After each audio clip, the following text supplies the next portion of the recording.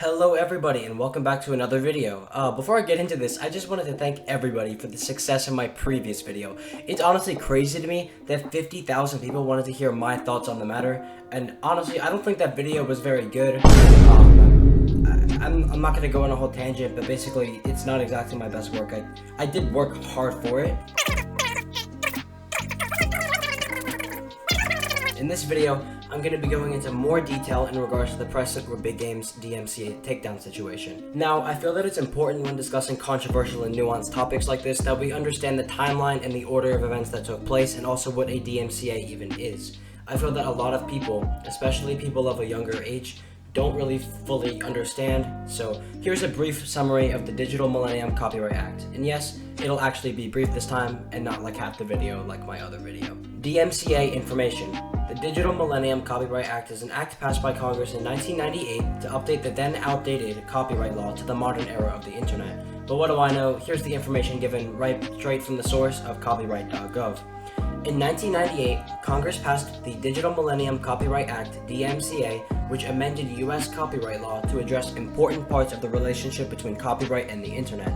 The three main updates were 1. Establishing protections for online service providers in certain situations if their users engage in copyright infringement, including by creating the notice and takedown system, which allows copyright owners to inform online service providers about infringing material so it cannot be taken down. 2.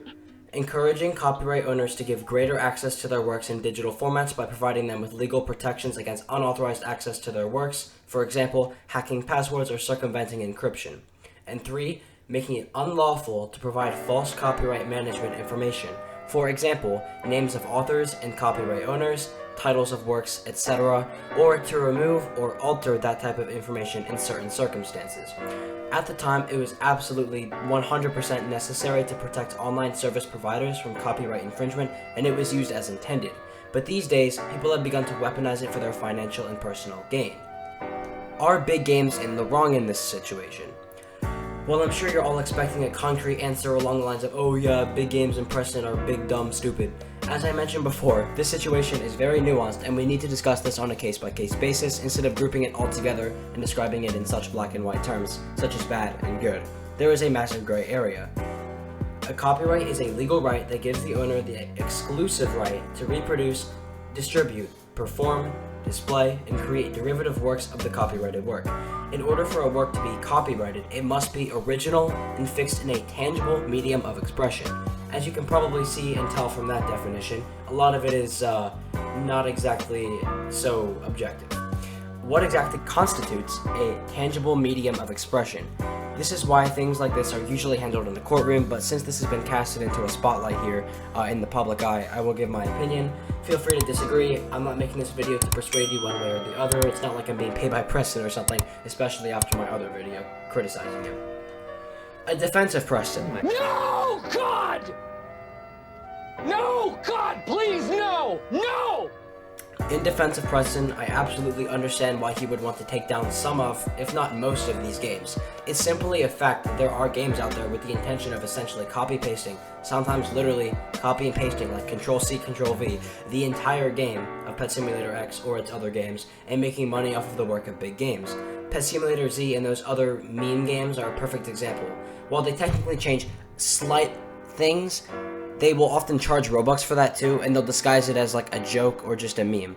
So even legitimate games that are otherwise original have started going beyond just using square pets, and that's the common criticism, which I will talk about because there is some of that going on.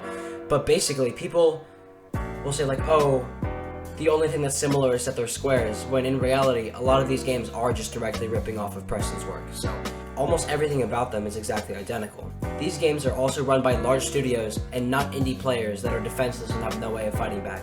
They can always dispute this in a court of law. They have the resources available to them to actually fight big games. My criticisms of Preston.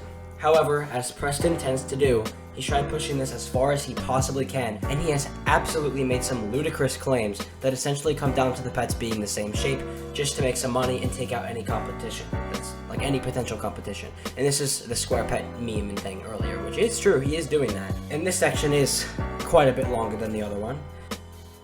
The blocky art style is very common and has been used in many games including Minecraft, Roblox itself, and even LEGO. It's possible that the blocky pet system is simply a combination of common elements that are not protectable by copyright at all.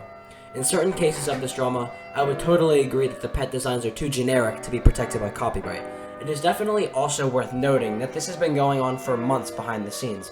It's only getting attention now because larger games are being targeted.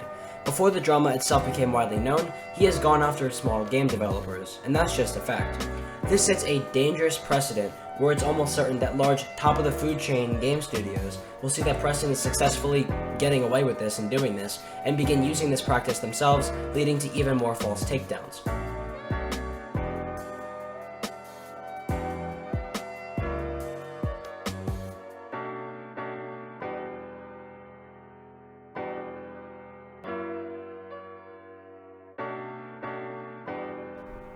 The response of Big Games. After the situation reached unimaginable virality, surely Big Games would attempt to explain themselves, quell the drama, and assert that they think in general they're right, but maybe made a few mistakes along the way. You know, taking responsibility. Nope, not at all. They began adding fuel to the fire, completely out of their own best interest. I am not sure why they're doing this, because it's not benefiting them. I don't see how this is good for them, but they've just started posting memes. Really? Like, I've always found it so interesting just how unprofessional Preston is, and honestly, by extension, Big Games itself. This seems like just a pathetic attempt to make it all seem like a joke so that people don't take it seriously, while not even addressing anything or taking any responsibility. I heavily disagree with how Big Games and Preston responded to the situation. If they took a more rational approach, I and thousands of other players and content creators would be much more inclined to respect and accept that they are somewhat right. But instead, almost everyone is against them. It's hardly even a controversy at this point, just because of how one-sided it truly is. The future. While I don't believe this drama is going to completely end Preston's career, my other video was a little dramatic, and the thumbnail for this one will probably be too, you know, always trying to maximize clicks and all. This isn't going to completely end Preston's career, and it's not like an end-all be-all situation. It is definitely going to be a permanent stain on his legacy and reputation. If he releases his next game within, I don't know, the next month or next couple months, the performance of the game will for sure be heavily affected by this, resulting in a pretty low player count, as the overall perception of the game's creator, Preston, continues to sour over time. If you enjoyed this video, please like and subscribe. I did work hard on this, as I said last time. I'm really enjoying making these video essay format videos, and it seems like you guys are too, so you can always become a member too. I haven't exactly figured out, you know, what you're all going to be getting for becoming members and all that kind of stuff, but I will soon. You can always leave suggestions in the comments or in my Discord server, or anywhere on my channel where I'll read it. My channel's small enough where I pretty much read every comment, everything that's said, I get a notification. So any suggestions, anything you want to say to me at all, just leave that wherever, preferably in the comment section though. And goodbye.